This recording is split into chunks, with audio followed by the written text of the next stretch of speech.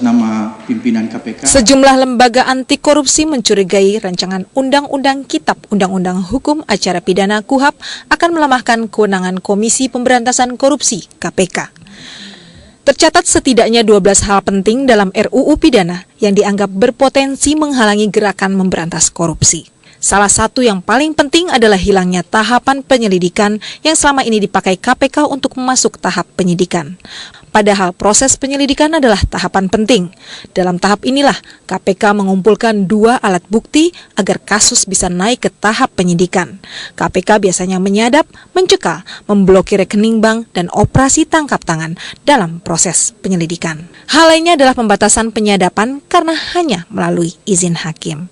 Jadi benarkah rancangan KUHP ini memang dirancang untuk melemahkan KPK? Tim Liputan Metro TV.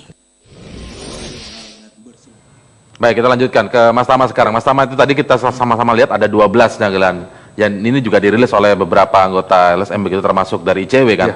Tapi yang paling utama adalah hilangnya penyelidikan. Bisa Anda eksplorasi soal itu? Ya, sebetulnya kan ini yang jadi soal ya, soal penyelidikan. Kenapa? Karena ketika penyelidikan hilang, itu akan berelasi dengan semua lembaga-lembaga yang bukan hanya KPK. Tidak hanya KPK? Iya, setiap siapapun lembaga, misalkan seperti BNN ada kewenangan penyelidikan misalnya, PPATK ya dalam transaksi mencurigakan, itu juga dia kewenangan penyelidikannya akan hilang. Pertanyaannya kenapa itu bisa hilang?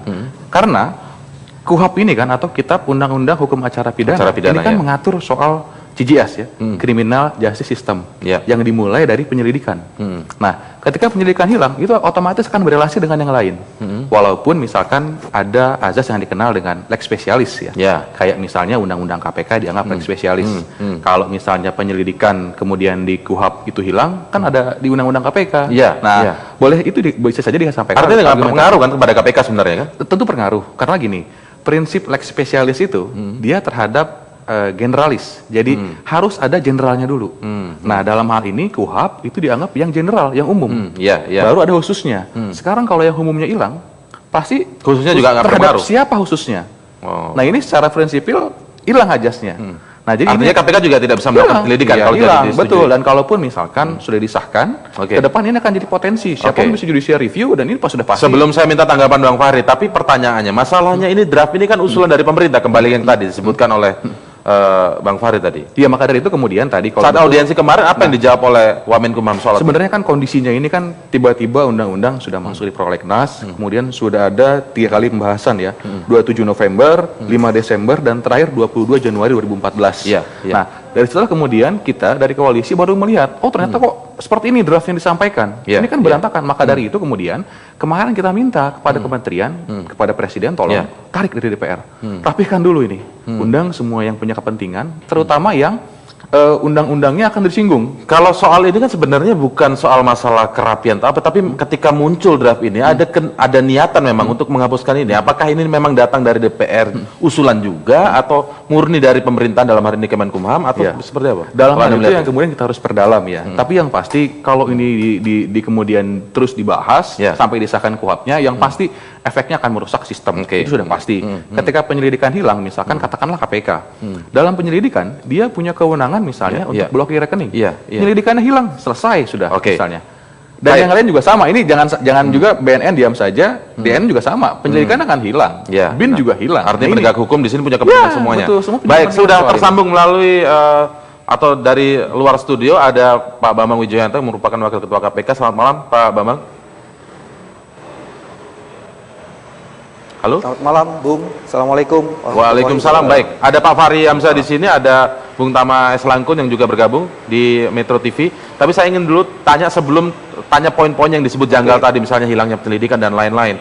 Sebenarnya sejauh mana KPK mengetahui, karena dianggap sebagai eksekutif di sini, tentang pengusulan draft ini sehingga ada hilangnya penyelidikan? Sejauh mana KPK mengetahui hal ini?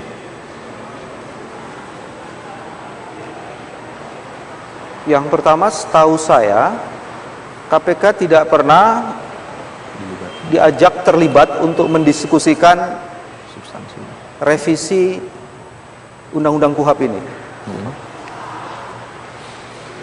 Sama sekali. Terus tidak. Yang kedua, kami pernah mempertanyakan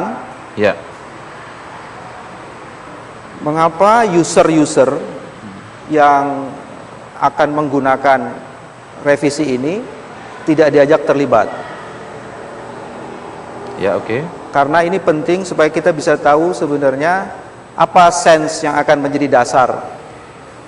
Yang tidak mengajak siapa maksudnya Pak Bambang? Misalnya itu. Kalau yang setahu saya mestinya adalah Menteri Hukum dan HAM. Oke. Tetapi yang kemudian setelah kami cek, yang mengkoordinasi itu Menko Polkam.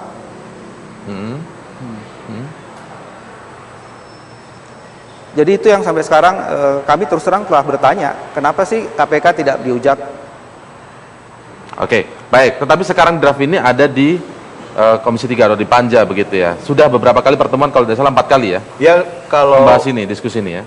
setiap ampres itu di surat presiden, surpres atau ampres itu datang ke DPR, maka menurut ketentuan itu DPR harus segera membahasnya, Ya, karena ada temponya juga ya di dalam peraturan internal DPR juga nggak boleh ada surat presiden yang mengambang. Nah, maka kemudian menjadi tugas DPR untuk membahasnya. Ya. Urusan itu belum clear di tingkat eksekutifnya, bukan urusan kami orang kami lain rumah kok dengan mereka gitu kan. Urusan yang disebut oleh Pak Bambang tadi itu harusnya diselesaikan oleh eksekutif, ya kan?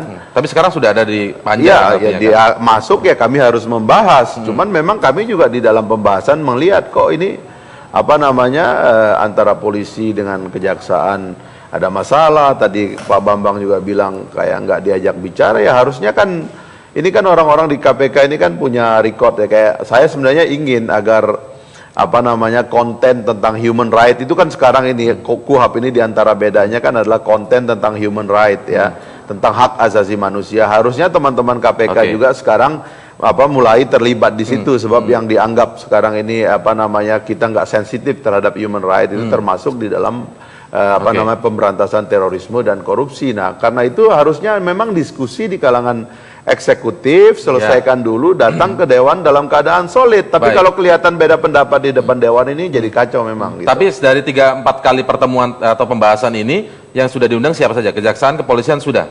Ya, itu stakeholder eksekutif itu selalu di bawah payung Menkumham. Sebab Menkumham itu kan ada BPHN, Badan Pembinaan Hukum Nasional, dan mereka lah yang dalam setiap pembuatan undang-undang, proposal dari kementerian dan lembaga manapun masuk ke mereka, melalui mereka lah masuk ke DPR, gitu loh. Sehingga mitranya dalam legislasi itu selalu BPHN ini, yang atasannya adalah Menteri Hukum dan HAM. KPK sudah pernah diajak di diskusi juga dalam rapat-rapat kami selalu mengatakan ajak ngomong KPK juga dong, itu kan bagian dari eksekutif. Itu mengatakan gitu kepada siapa?